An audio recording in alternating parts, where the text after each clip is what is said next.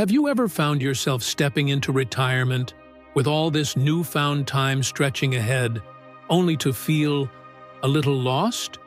Or perhaps, surprisingly, even a bit overwhelmed? For decades, we've had a rhythm: work, family, and keeping busy. Retirement is supposed to be this golden reward, a time for peace, freedom, maybe even adventure. But the truth is, for many, it can also bring a quiet uncertainty, a nagging question. What do I do now to make sure these years are truly happy and fulfilling? What if I told you that for countless seniors, I've had the privilege of knowing people just like you? The secret to a joyful retirement isn't about adding more to their lives.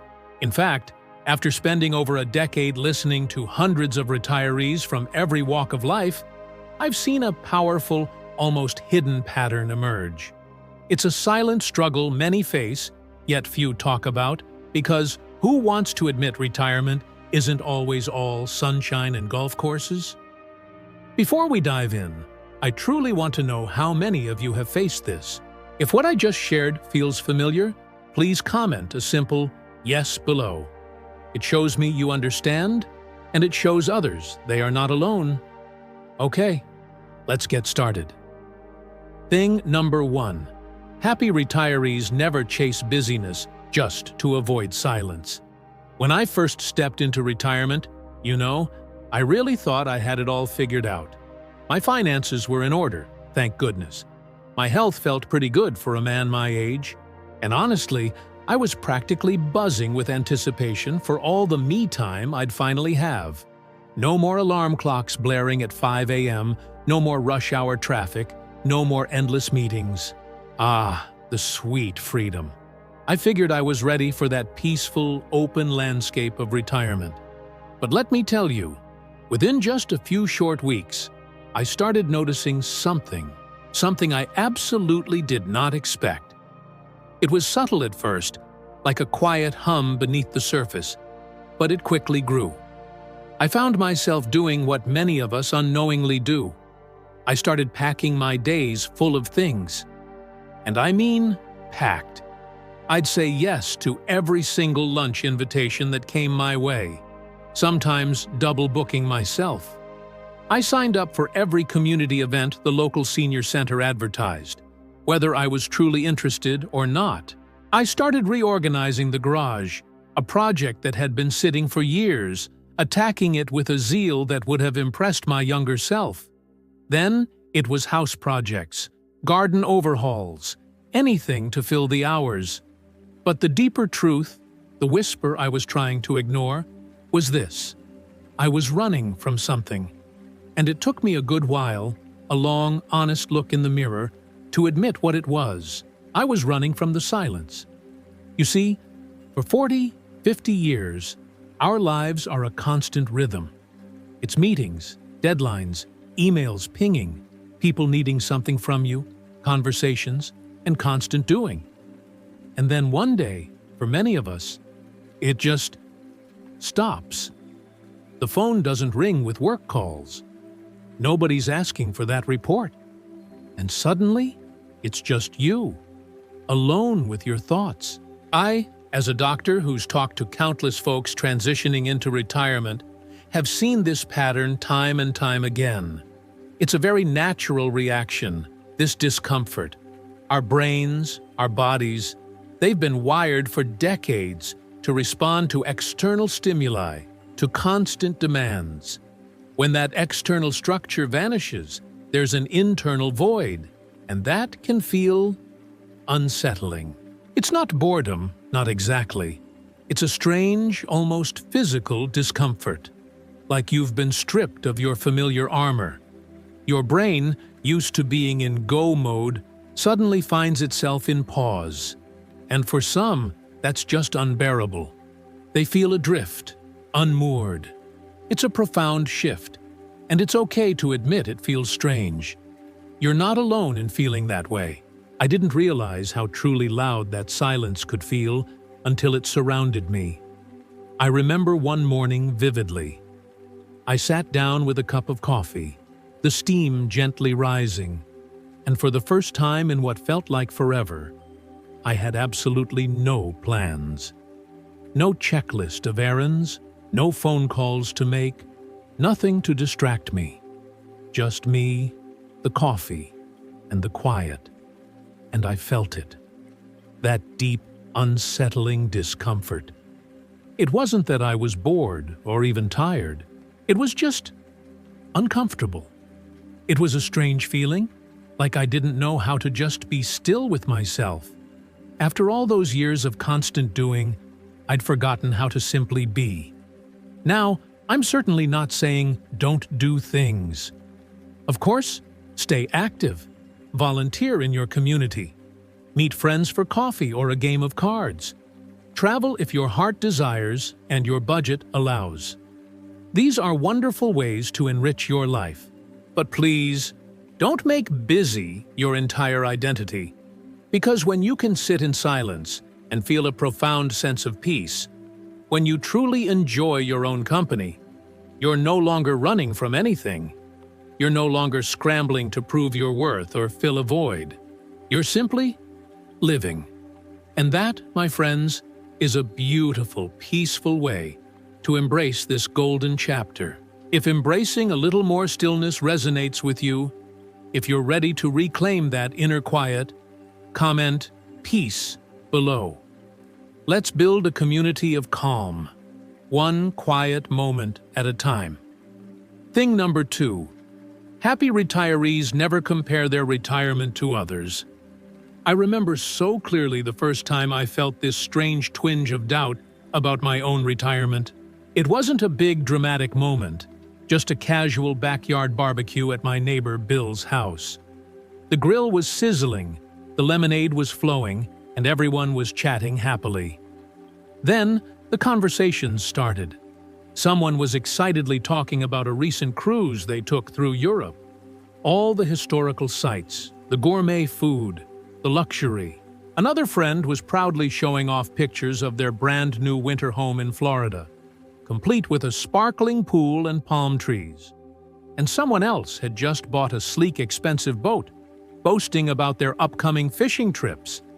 None of those moments, not one, would ever show up in a fancy photo album. You wouldn't see them on a social media post. They weren't Instagram-worthy or boast about it at the barbecue material.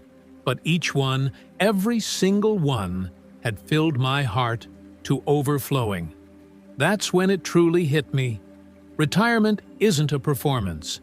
It's not a competition with your neighbors or your old colleagues. It's not something to show off or to measure against some imaginary scorecard. It is a deeply, profoundly personal season of life. And the happiest retirees I know, including myself now, are the ones who stop asking, "Am I doing enough?" and start asking, "Am I doing what matters to me?" You see, comparison is sneaky. It always shows you the highlight reel of someone else's life, doesn't it? The perfect vacation, the immaculate home, the glowing smiles. But it never shows you the full picture.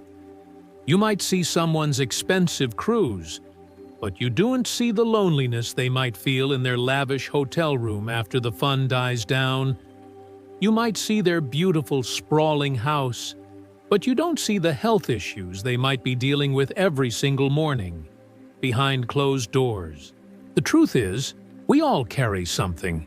We all have our own struggles, no matter how polished or perfect the outside looks.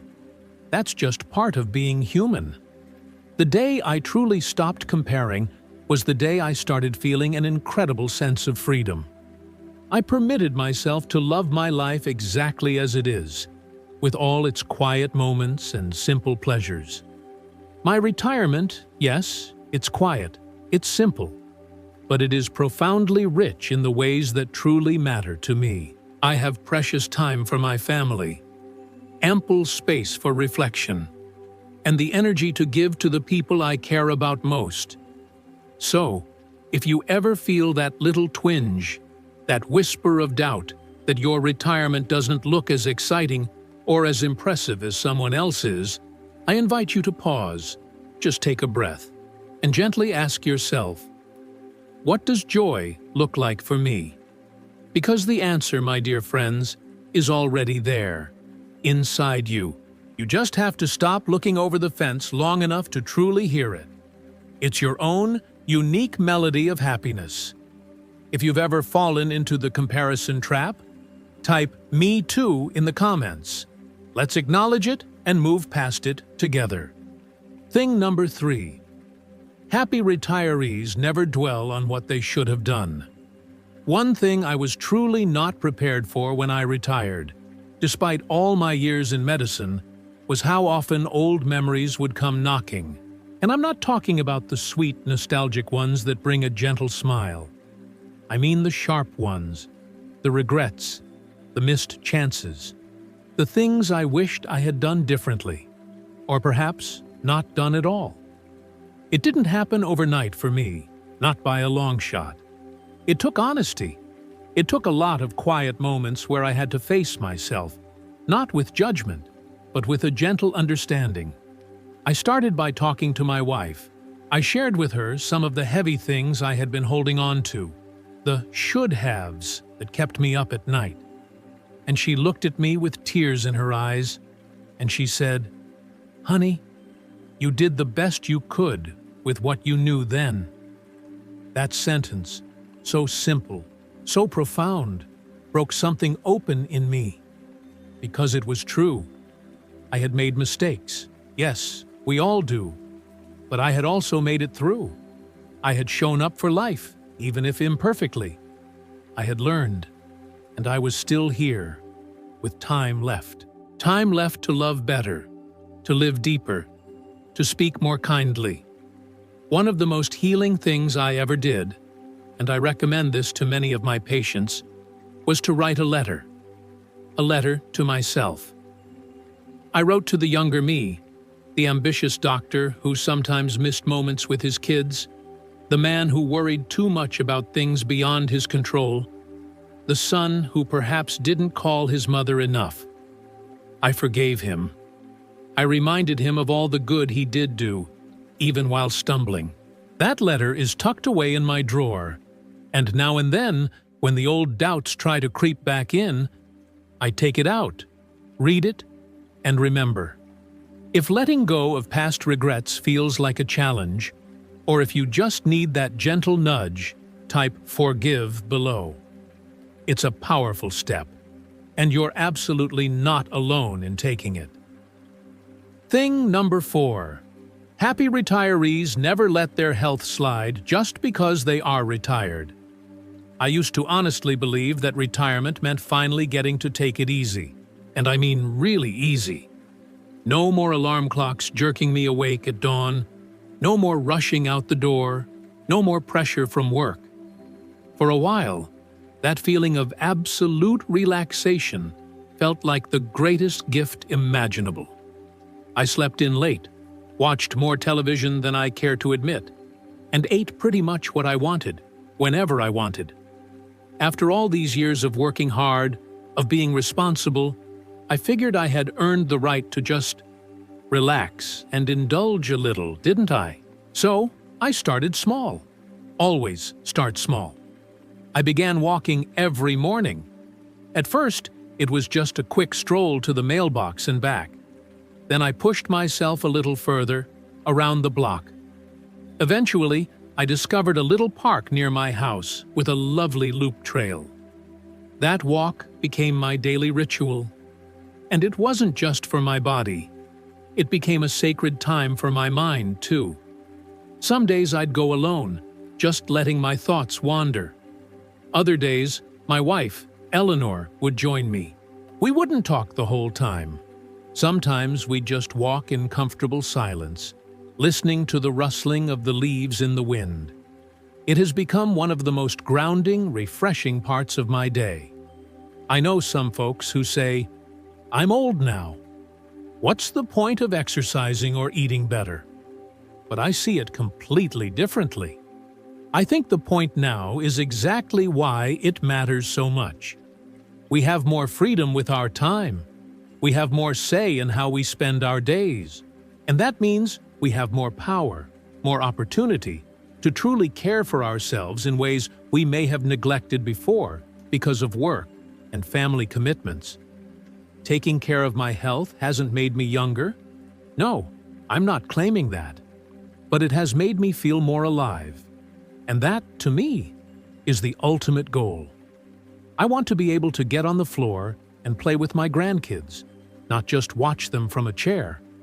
I want to take those long walks with my wife, cook meals for my family with my own 2 hands, and climb the stairs in my house without holding my breath at every step.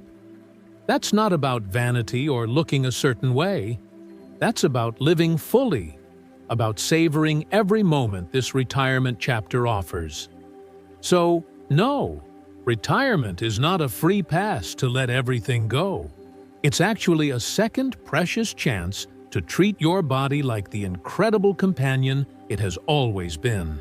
And when you show up for it with kindness and consistency, even with just a few small steps, I promise you, it will show up for you every single step of the way. What's one small health change you've made that's brought big results? Share your health tip in the comments. We can all learn from each other and lift each other. Thing number 5. Happy retirees never stop learning or creating. There was a point, not long after I retired, when I caught myself slipping into a routine that felt a little too familiar. It went something like this: wake up, grab coffee, eat breakfast, maybe run an errand or two, watch the morning news, have lunch, take a nap, and then repeat, day after day. At first, it felt wonderfully peaceful, a welcome change from the hurried pace of my working life. Ah, the luxury of a nap. I have a wonderful friend named David. He's 76 now, and just last year, he took up playing the ukulele. When I asked him why, he just shrugged with a twinkle in his eye and said, "Because I wanted to see what my hands were still capable of. And it sounded like fun." That line stayed with me. There is something incredibly powerful about permitting yourself to explore again, just for the pure joy of it. No matter how old you are, you do not need to enroll in a university or master a new language, unless you want to, of course. Sometimes, learning is just about paying more attention to the world around you. Reading a new author, listening to a fascinating podcast, trying a new recipe you saw online, or even asking your grandchild to show you how their new technology works.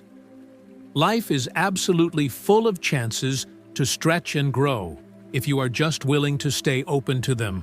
Retirement is not the end of growth. Far from it. In fact, it might be the very first time you finally have the true space for it, free from the pressures of work.